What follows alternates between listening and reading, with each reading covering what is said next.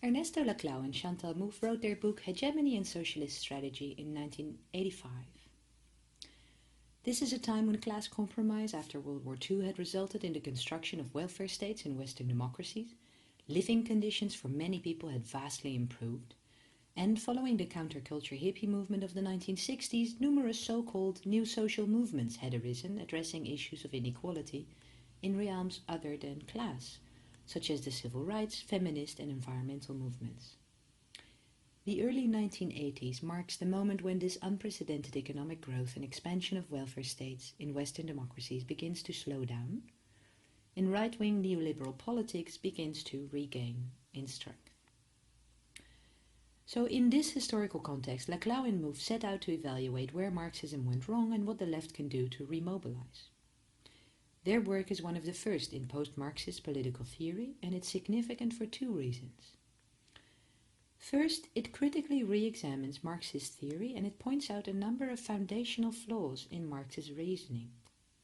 Secondly, it develops positive alternatives for the left and other social movements to remobilize and generate change.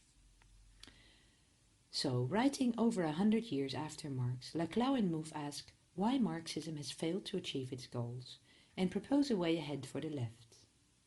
Marxism predicted that capitalism would over time inevitably result in a working class revolution. Yet, 100 years after Marx, this did not occur in most capitalist countries. Why? Laclau and Mouffe build on Gramsci's theory of cultural hegemony to explain how elites can maintain power, not only through coercion or economic force, but also through ideology. When the values and norms propagated by elites become accepted by citizens as common sense, ideology provides legitimacy for those in power, and so it helps to maintain the status quo. Laclau and Mouffe expand on Gramsci's theorizing to suggest ways in which the left can construct and propagate their own hegemonic discourse in order to achieve social change. Their work has been and still is very influential in post-Marxist and post-colonial theory and in research on social movements. Hegemony and Radical Democracy provides three core theoretical or conceptual contributions to the study of politics and international relations. The first is that social change is not deterministic. The second is that social change can involve a plurality of actors. And the third is that social change requires a discourse that enables activists to frame power inequality as oppression. So to start with the first, social change is not deterministic. Contrary to Marxism, Laclau and Mouffe argue that social change or revolution is not inevitable. It does not necessarily happen at privileged points in time, and it does not necessarily go in the right direction. So whereas Marx presented as an inevitable historical outcome of capitalism its demise in the form of popular revolution, Laclau and Mouffe posit that there's nothing inevitable in struggles against power. As they say, there is therefore nothing inevitable or natural in the different struggles against power, and it is necessary to explain in each case the reasons for their emergence and the different modulations they may adopt.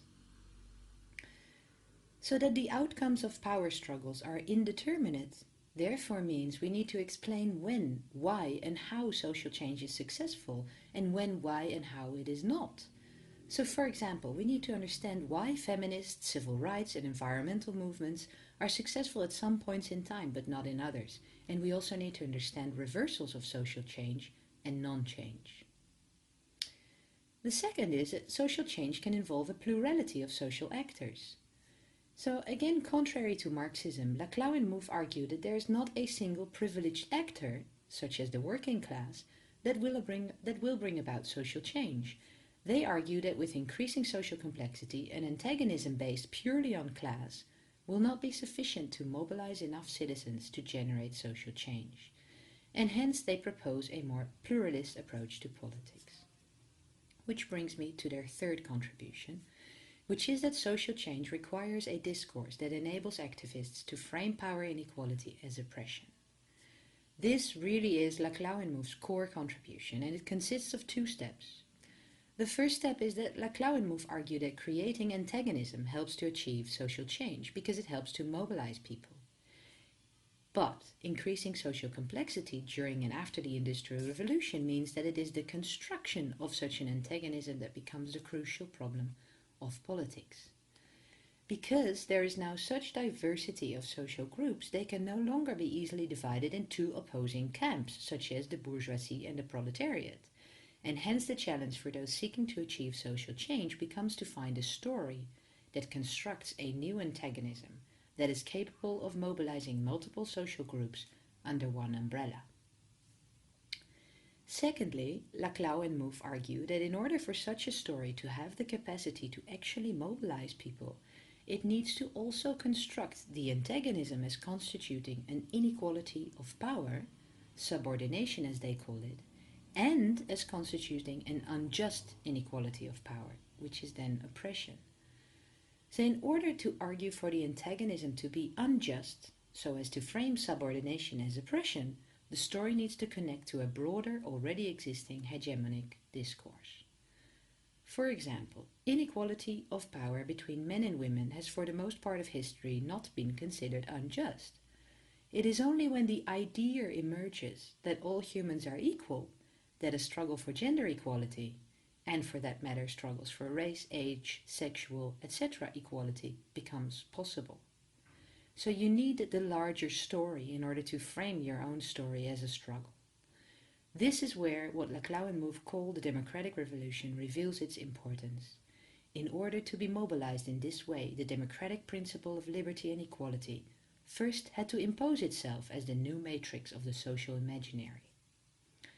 And when it did, it unleashed a dazzling variety of new claims to equality by a multitude of social groups, ranging from the civil rights movement to feminism to more recently Occupy and the Indignados.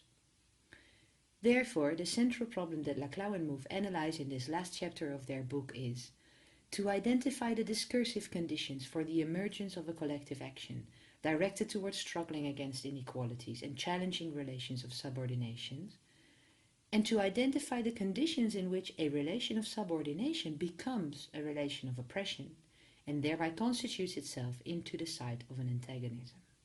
So, hegemony and radical democracy provide at least 4 hypotheses about the conditions under which social movements can be successful in achieving political change.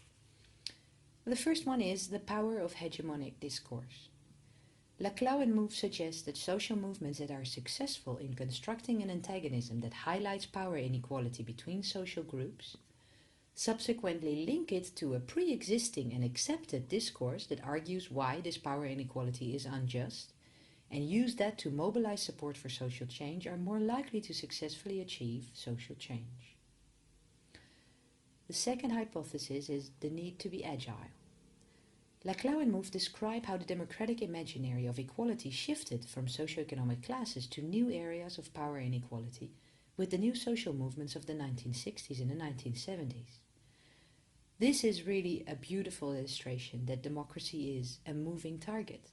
As social reality changes, new power inequalities emerge, and new activist movements will seek to achieve social change to address these inequalities.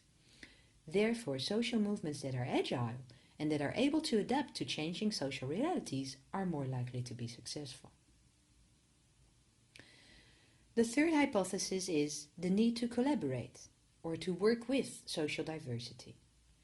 Laclau and Mouffe's main critique vis-à-vis the left is its excessive focus on socioeconomic class as a strategy to mobilize citizens for social change, which they argue is doomed to fail. Their argument that the plurality of the social is a basic fact in modern industrial societies implies that social movements that narrowly focus on a single target social group are much less likely to be successful in achieving social change than social movements that manage to bring together multiple diverse social groups, construct a common story that unites these groups, and sets goals for them to achieve collectively that does justice to their internal diversity. Finally, the fourth hypothesis is to provide viable alternatives. Laclau and Mouffe also note if the demands of a subordinated group are presented purely as negative demands, subversive of a certain order, without being linked to any viable project for the reconstruction of specific areas of society, Their capacity to act hegemonically will be excluded from the outset. This implies, very simply, that social movements that are able to sketch a concrete imaginary of what an alternative society looks like are likely to be more successful in achieving social change. Apart from the ideas that we discussed before, there are two ideas in the text that are interesting to consider when thinking about questions of power, order, and justice, or at least that very much speak to me. The first is that the center of democracy is empty. This idea constitutes the core of radical democracy. The idea is that if one takes seriously as a core principle of democracy that everyone is equal, it also means that no one has a privileged claim to truth. In other words, the left does not have a privileged position or a right to claim that their discursive construction of social reality is more true than alternative discourses. In other words, the center of democracy is empty, or as Laclau and Mouffe say, the site of power becomes an empty space. Now, Laclau and Mouffe acknowledge the uneasiness that this radical indeterminacy of democracy can create. But they emphasize that recognizing plurality and equality in plurality is essential for democracy to function.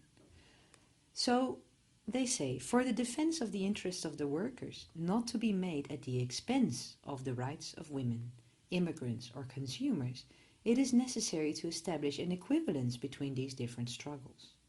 It is only on this condition that struggles against power become truly democratic, and that the demanding of rights is not carried out on the basis of an individualistic problematic, but in the context of respect for the rights to equality of other subordinated groups.